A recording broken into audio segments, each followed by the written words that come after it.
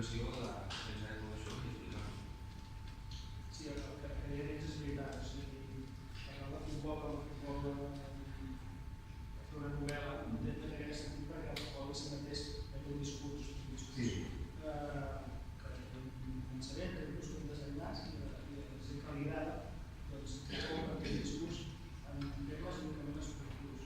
Llavors, si vols fer una novel·la negra, en sentit, una novel·la de l'univers que passi, has de buscar el que passa al voltant del futbol. A l'hora de plantejar-me fer aquesta novel·la breu, està com dividida en capes. Una capa és la història, els personatges, una novel·la normal, adults, en què hi ha uns personatges que li passen les coses, una família, uns fills, no sé què, que li passen les certes coses. Llavors, hi ha una segona capa, que és destinada una mica a la gent de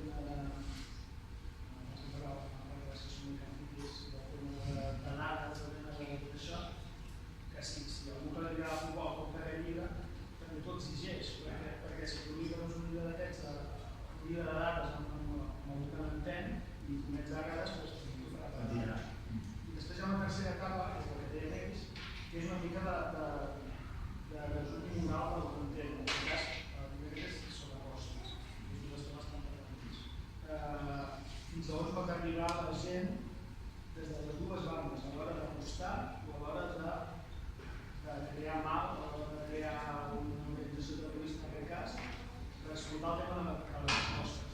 I aquests són uns temes d'apostes, corrupció, doblatge, tots aquests temes, que són jo crec que els que estan, com dic jo, al voltant del futbol, i són els que són realment importants per fer, realment que hem d'agafar per fer